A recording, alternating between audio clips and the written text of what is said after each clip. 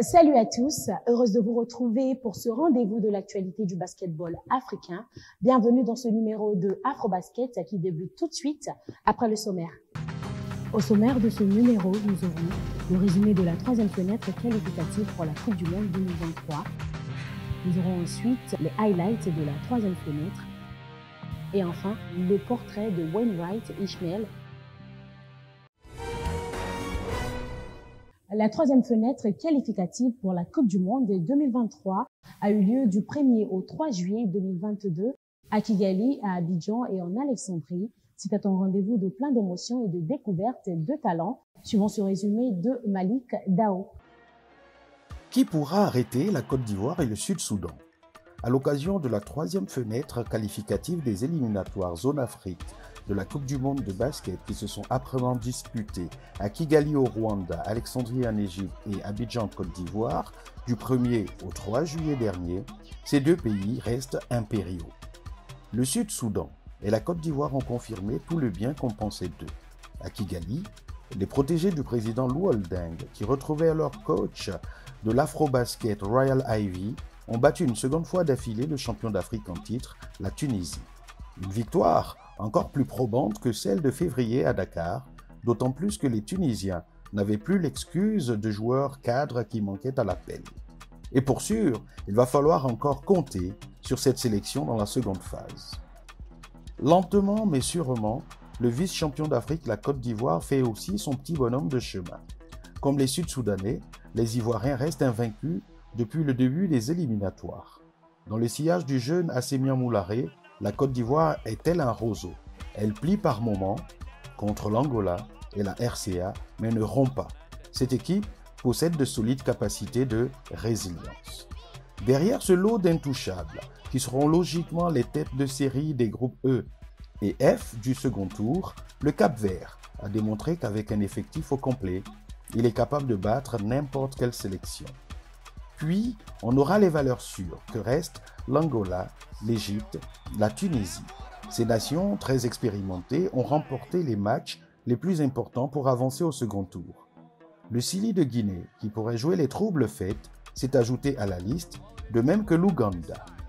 Une équipe ougandaise d'ailleurs qui, avec Ishmael Wainwright, Arthur Kaluma et Robinson Opong, est déjà très forte. Imaginez ce qu'elle serait avec le retour de Brandon Davis, cet Américain naturalisé, capable de gros cartons offensifs. Le Nigeria a quant à lui assuré l'essentiel en se qualifiant, mais il est clair que cette équipe des D-Tigers n'aura pas le même visage dans un peu plus d'un mois. Attention donc au Niger Basket. Le Cameroun et la RDC seront de gros outsiders dont il faudra se méfier. Ces deux sélections progressent de sortie en sortie. Mais la grande question de cette fenêtre est la suivante. Doit-on s'inquiéter pour le Sénégal? Au vu de la production des Lions de la Teranga en Égypte, on en a le droit. Et d'ailleurs, le sélectionneur Boniface Ndong a fait les frais de cette expédition à Alexandrie, où le Sénégal a encaissé un blowout contre l'Égypte, puis une autre défaite devant la RDC. Il n'est donc pas illusoire de dire que les Sénégalais devront vite penser leur plaie pour rebondir, sinon ils vont au-devant de grandes désillusions. En attendant, voici donc les deux groupes de 6 qui s'affronteront du 26 au 28 août prochain. Dans le groupe E, Côte d'Ivoire, Angola, Guinée, Cap-Vert, Nigeria et Ouganda. Dans le groupe F, Soudan du Sud, Tunisie, Cameroun, Égypte, République démocratique du Congo et Sénégal. C'était le résumé de la troisième fenêtre qualificative pour la Coupe du Monde 2023. Suivons à présent les moments forts proposés par la rédaction.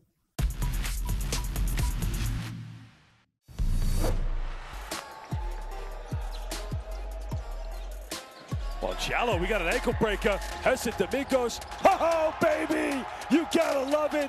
This guy has come ready to play.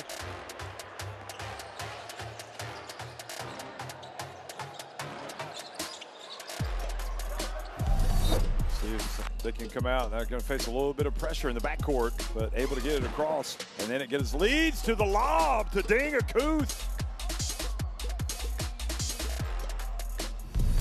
The double team goes inside with a pass. Oh, Warner Tavares just pinned it. Just pinged it out of bounds.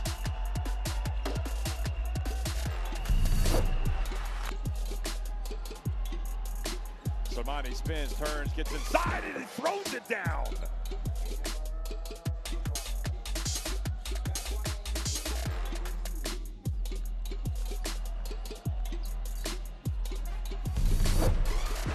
Inside gets it. Oh, that looks a little painful. Oh, what a block.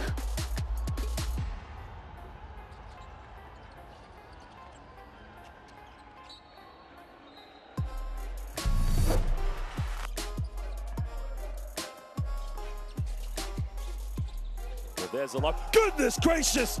Give this man some credit. Well, he is simply unbelievable.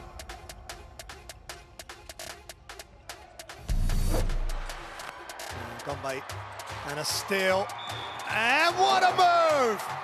What a play from Abdul Rahman. The steal on the inbounds. So Wainwright will hand off, and then he'll pop. Oh, nice little in and out. Oh! Arthur Kaluma just posterized everybody.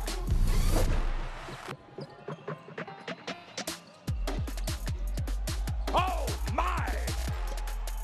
Wang throws it down.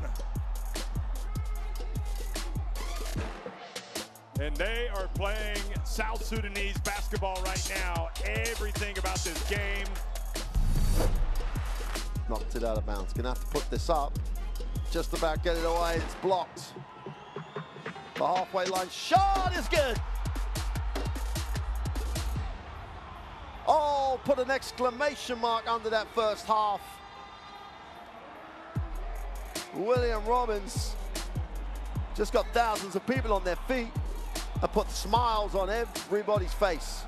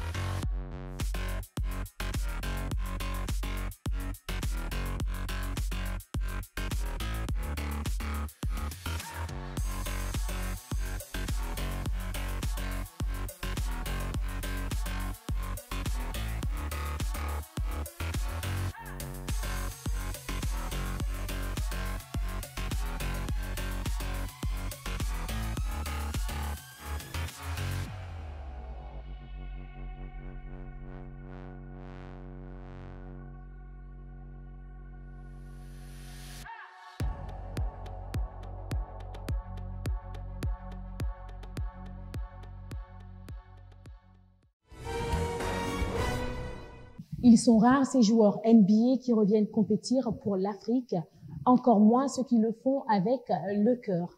Ishmael Wainwright porte l'Ouganda au cœur. On suit ce portrait de Malik Dao.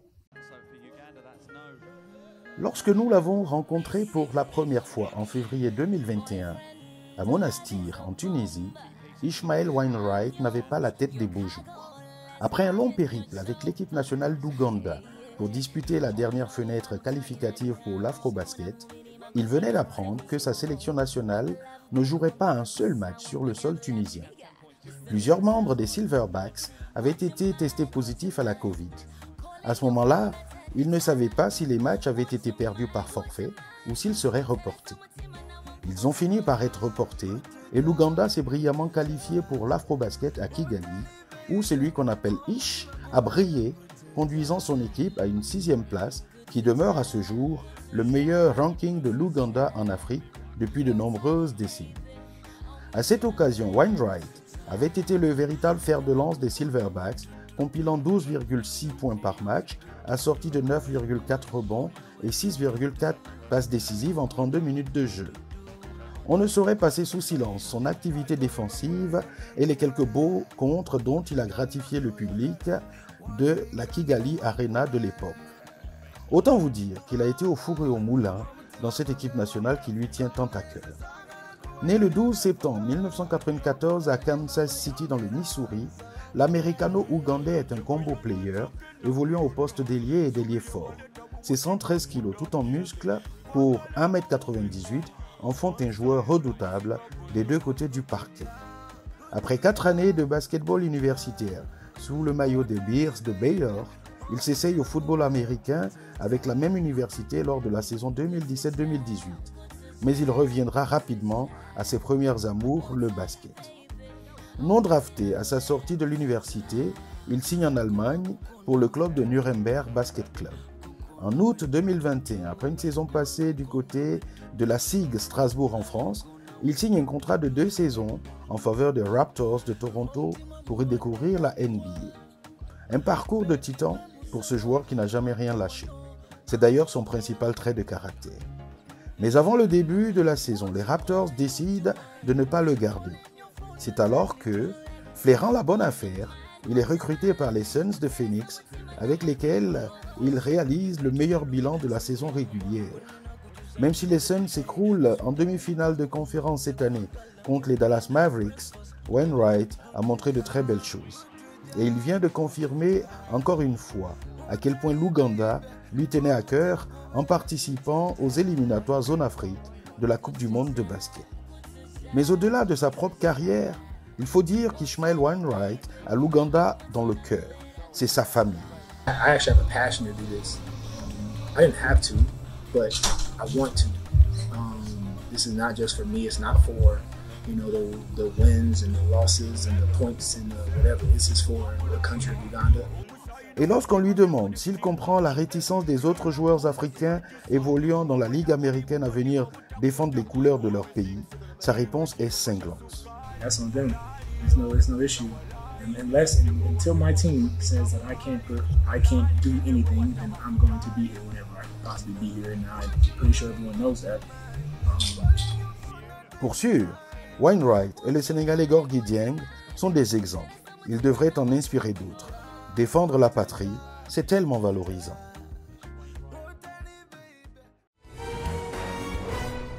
C'est la fin de cette édition. On se retrouve à très bientôt dans la même humeur. Au revoir.